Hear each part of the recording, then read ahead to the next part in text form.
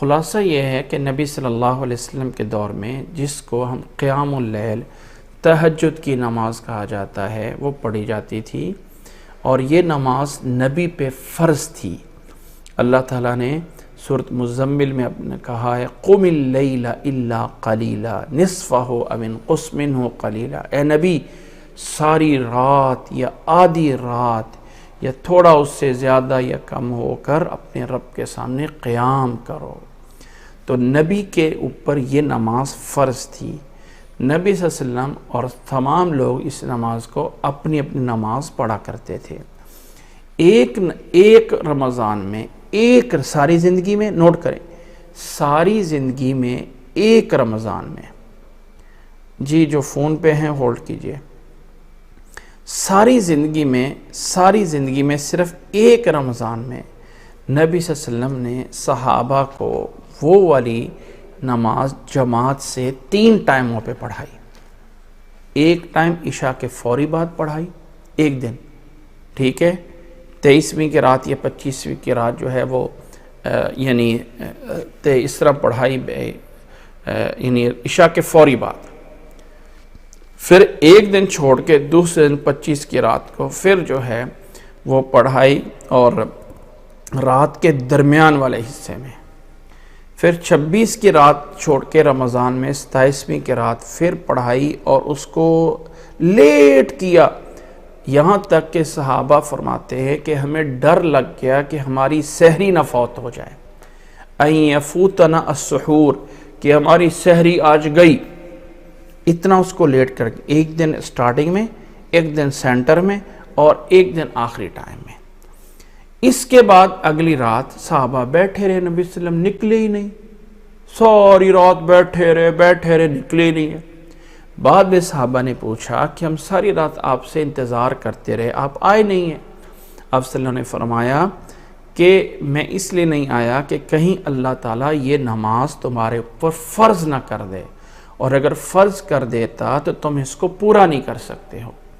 اس لیے میں نہیں آیا ہوں کہ یہ نماز کہیں تمہارے اوپر فرض نہ ہو جائے۔ تو اس ڈر سے اللہ کے نبی صلی اللہ علیہ وسلم نے پھر اس کے بعد جماعت سے نہیں پڑھائی۔ اب اللہ کے نبی صلی اللہ علیہ وسلم کے دور میں ہی رمضان میں لوگ 2 کی ٹولیاں، 3 کی ٹولیاں، 5 کی ٹولیاں مل کر اس نماز کو جماعت کے ساتھ پڑھتے رہتے تھے۔ حدیث کے الفاظ ہے کان الناس اوزاعا متفرقہ، مختلف اوزاع اور گروپوں میں اس کو نماز کو پڑھا جاتا رہا۔ اللہ کے نبی صلی اللہ علیہ وسلم کے بعد ابو بکر رضی اللہ تعالیٰ عنہ کے دور میں بھی اس نماز کو اسی طرح ہی گروپوں میں، کوئی 4 بندوں کا گروپ ادھر کھڑا ہے، 5 کا ادھر کھڑا ہے، 2 بندوں کا، 3 کا، اس طرح۔ ایک رات حضرت عمر رضی اللہ تعالیٰ عنہ نکلے، حضرت عمر رضی اللہ تعالیٰ عنہ کے دور میں بھی ایسے رہا۔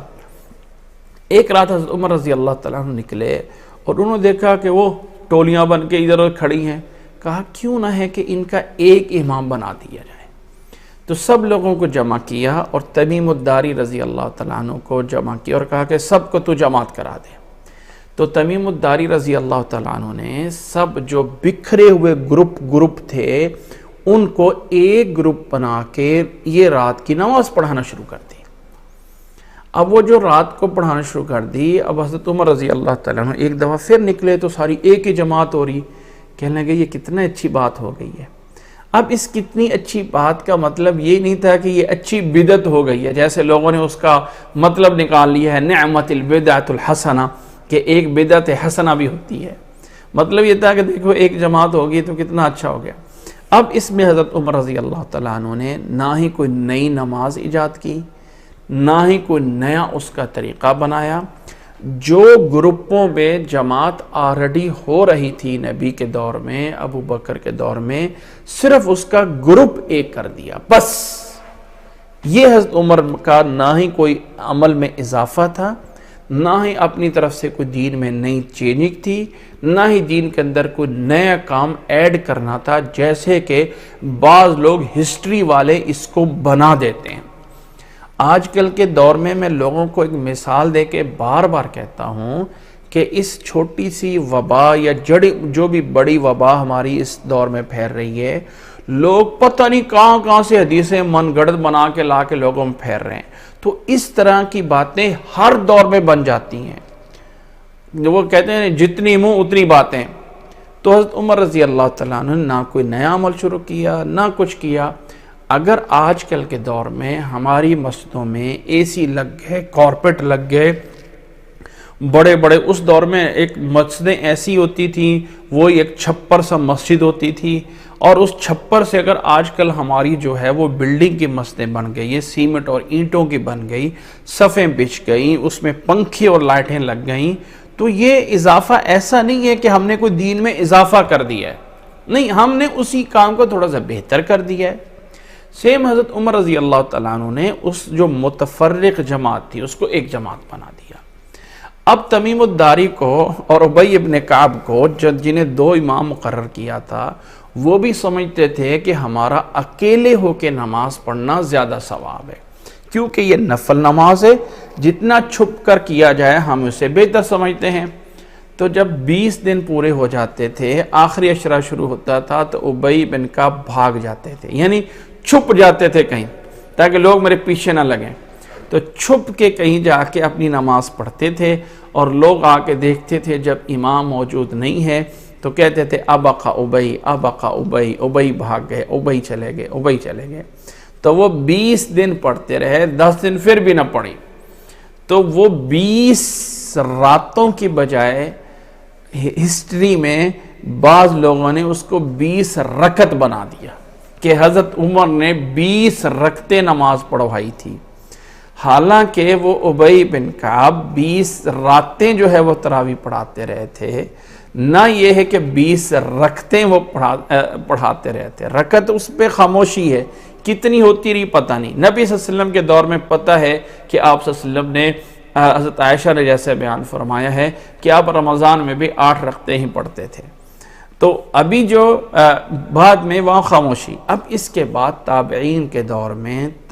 اگلے صحابہ کے دور میں مختلف جماعتیں ہوتی رہیں، پھر اس میں یہ نفل نماز تھی، پھر رات کے قیام کرنے پہ فضیلت بھی ہے، تو لمبے لمبے قیام ہوتے رہے۔ صحابہ کے دور میں کوئی بھی تراویح نہیں بولتا تھا، کوئی کچھ نہیں بولتا تھا، آگے چل کے تابعین کے دور میں بھی کوئی تراویح نہیں بولتا تھا، بس قیام اللیل ہے، اور آگے چل کے جب لمبے لمبے قیام ہونا شروع کر دے تو لوگ 2 رکعتیں پڑھ کے آرام کرتے بیٹھتے تھے۔ تو اس آرام کرنے کا، بیٹھنے کو روحہ بولا جاتا ہے، ترویحہ، کہ ہم تھوڑا سا آرام کر لیں، تھوڑی سی اپنے آپ کو، پھر اگلی 2 رکعتیں پڑھتے ہیں۔ تو اس طرح کر کے ٹھہر ٹھہر کے یہ نماز پڑھی جاتی تھی، تو مشہور ہو گیا وہ نماز جو ٹھہر ٹھہر کے پڑھے جانے والی ہے، تراویح والی نماز، آہستہ آہستہ نام پڑ گیا۔ تو پڑھتا پڑھتا ہسٹری میں آ کے آج اتنے سالوں بعد جا کے مستقل نام ہی تراویح پڑ گیا، جبکہ یہ نماز کے تراویح کا لفظ نہ اللہ کی طرف سے ہے نہ نبی کی طرف سے ہے، وہ قیام اللیل کا لفظ جو ہے وہ طرف سے ہے، اور یہ اصل انفرادی اور رات کی تہجد کی نماز ہے۔ جماعت کے ساتھ پڑھنا اور اہتمام جائز ہے، صحابہ کے دور میں بھی ہوتا رہا ہے، لیکن اگر کوئی انسان علیحدہ میں رات میں چھپ کے علیحدہ سے پڑھتا ہے تو اس کو جو ہے وہ زیادہ اجر ہے۔ امید ہے کہ بات سمجھ آ گئی ہوگی۔